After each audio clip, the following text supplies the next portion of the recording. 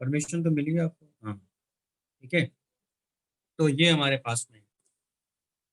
तो जैसे मैंने कहा कि एक रॉड है, मान लो जिसपे चार्ज का डिस्ट्रीब्यूशन है, लेकिन मास जो है पूरे रॉड पर ऐसे यूनिफॉर्मली डिस्ट्रीब्यूशन है, लीनियरली मास का डिस्ट्रीब्यूशन, लेकिन चार्ज इसके यहाँ रखा हुआ है। तो अब इस केस में क्या होगा दरअसल, अगर यहाँ आप देखो, इसका एल अगर आप निकालोगे तो इसका एल क्या होगा यहाँ, M L square by 3 into omega, है ना। और इसका एम निकालो आप, एम तो इस पार्टिकल की वजह से मिलेगा अपने को। तो आप वो फॉर्मूला, ये फॉर्मूला डायरेक्ट यहाँ नहीं लगा सकते हो। क्यों? क्योंकि इसका एम देखो क्या मिल रहा है यहाँ, एम यहाँ मिलेगा, इस पार्टिकल के लिए लिखोगे आप तो क्या होगा, Q by T into area क्या लिखोगे, पाई एल स्क्वायर। तुम्हारे पास आ गया एम, और ये हो जाएगा क्यू बाई टू, इसको लिखोगे 2 pi by T L square, यानी एम इक्वल टू क्या आ रहा है देखो यहाँ, जो आएगा Q omega L square by to. ये इक्वेशन नंबर 1 है, ये इक्वेशन नंबर 2, इनका रेशियो निकालो, देखो क्या आ रहा है। तो 2 इज डिवाइडेड बाई 1 करोगे, एम बाई एल, एम की वैल्यू क्या है यहाँ, Q omega L square by two divided by M L square by 3 into omega.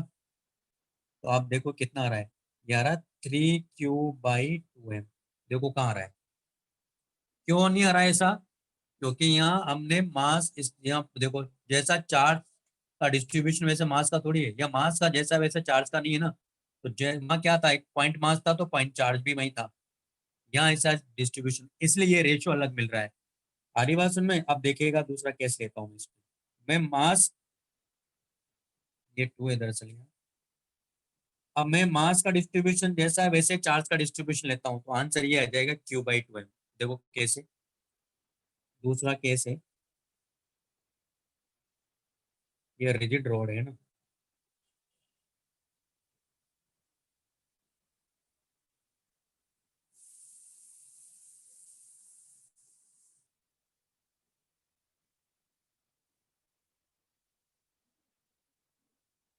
ये क्यू है, और इसको हमने यहाँ हिंच किया हुआ है, इसका मास और क्यू और इसकी लेंथ जो है एल है, ये ओमेगा से घूम रहा है।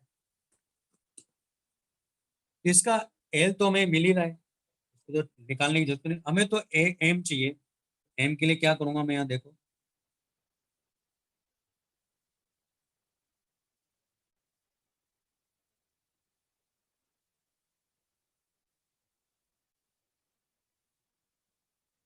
तो मैं यहाँ से एक्स डिस्टेंस पर जाऊंगा और ये डीएक्स एलिमेंट लूंगा, तो हमारे पास ये आ जाएगा। तो आप देख रहे हो कि डीएक्स एलिमेंट अगर मैंने लिया, तो यहाँ देखो क्यू बाई एल, ये linear charge into D X से डी क्यू आ गया, और बाई क्या करेंगे, डी क्यू बाई टी, ये हमारा इफेक्टिव करंट आ गया, इन टू पाई एक्स स्क्वायर ना, ये हमारे पास क्या आ गया, डीएम आ गया। ये लॉजिक समझ में आया सबको।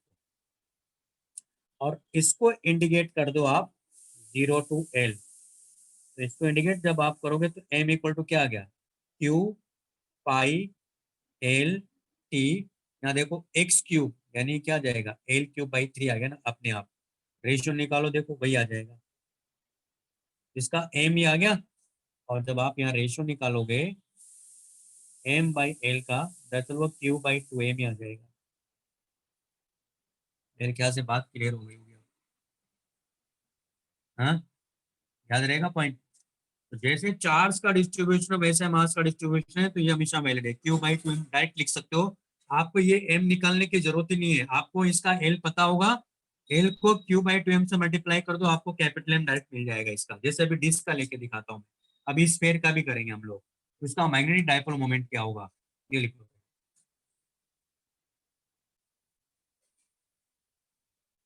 भाई क्लियर है कि नहीं, मैंने क्या कहा।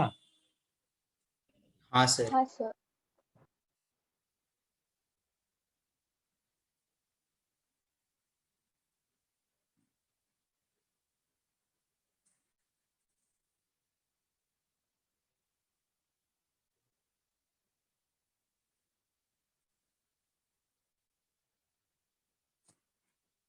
दरअसल ये ए ले है ना, ये क्या था यहाँ, इसको डाला, ये ए ले, तो ये आ जाएगा Q pi L square by 3t, और एल की वैल्यू ये है।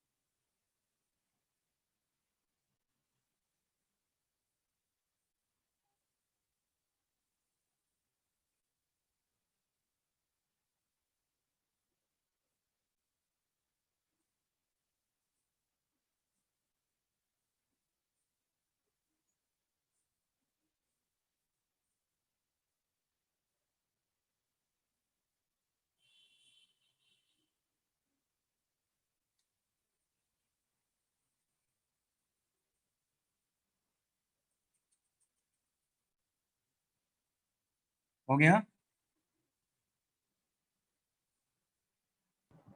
हाँ सर। अब जैसे मान लो डिस्क का लेते हैं अभी,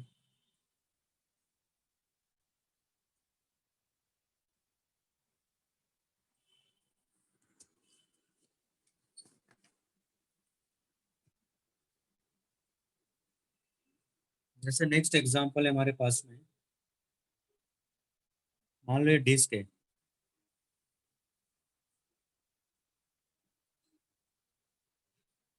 और इस पे चार्ज का डिस्ट्रीब्यूशन यूनिफॉर्म है, इसका मैग्नेटिक डायपोल मोमेंट चाहिए मान लो, और ये ओमेगा से घूम रहा है। तो मान लो अगर ये ओमेगा से ऐसे घूम रहा है, इसकी जो रेडियस वो मैंने मान लिया कि आर है, इसका मैग्नेटिक डायपोल मोमेंट बताओ, और इस पर टोटल चार्ज मान लो क्यू, और इसका मास मान लो एम है। तो जिस तरह से चार्ज का डिस्ट्रीब्यूशन है वैसे मास का डिस्ट्रीब्यूशन है, तो सीधा सीधा पता चल रहा है कि m by L equal to Q by 2m कर दो, और एल अपने को आता ही है, एम इसका क्या होगा, M R square by 2 into omega, इसका एम कितना आ गया, Q by 2m into M R square by 2 into omega, यानी इसका मैग्नेटिक डायपोल मोमेंट क्या आ गया, M omega R square by 4। यही आंसर है। मेरे ख्याल से बात समझ में आ गई होगी। तो इसी तरह से क्वेश्चन बनेंगे। तो जिस तरह से चार्ज का डिस्ट्रीब्यूशन है वैसे मास का डिस्ट्रीब्यूशन अगर है तो आप डायरेक्ट इस वाले फॉर्मूले को यूज कर सकते हो। ठीक है ना।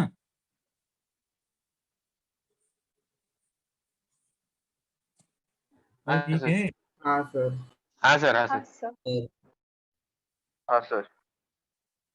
तो ये वाला पार्ट भी आपका हो गया। और अब आप अगर देखा जाए तो हमने मैग्नेटिक डायपोल मोमेंट मालूम है तीन तरह से देखा, अलग अलग तरीके से अगर देखा जाए तो तीन तरह से हम लोग समझ सकते हैं। तो एक ही, जैसे बार मैग्नेट का हमने देखा तो एम इंटू 12 था, एम क्या था वहाँ, मैग्नेटिक स्ट्रेंथ था, मतलब पोल स्ट्रेंथ था। फिर उसके बाद में हमने रिंग जब करंट फ्लो करेगा तो क्या रहेगा, एन आई ए रहेगा। फिर अगर मान लो कोई चार्ज पार्टिकल घूम रहा है तो भी एन आई ए रहेगा, लेकिन एन की वैल्यू 1, आई की जगह क्यू बाई टी इंटू उसका जो भी एरिया बन रहा होगा पाई आर स्क्वायर। तो इस तरह से हम लोग देख लेंगे।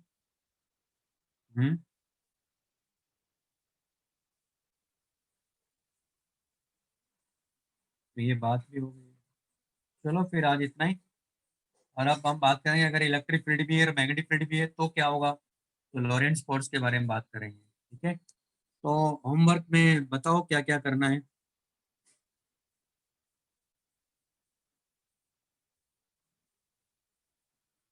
नेक्स्ट टेस्ट के लिए बताएंगे सिलेबस क्या है, बताते जल्दी।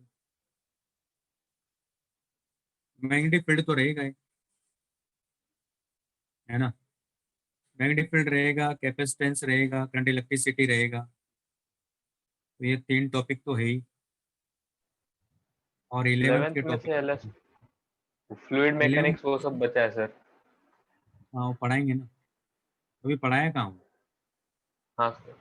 संडे की क्लास में तो हम लोग thermal expansion, calorimetry thermal expansion complete करेंगे, है ना। हाँ। वो कंप्लीट करके उसका भी स्टार्ट करेंगे, एक्सरसाइज 1 उसका भी करेंगे थोड़ा थोड़ा करके, हो जाएगा। 11th का टॉपिक तो ये रहेगा पूरा kinematics. Okay sir. Magnetic field रहेगा, करंट इलेक्ट्रिसिटी रहेगा, कैपेसिटेंस रहेगा और काइनेमेटिक्स रहेगा। ठीक है ना। Okay okay sir. हाँ, ये रही है, जो भी जितने भी टॉपिक है सब उसमें से आएंगे।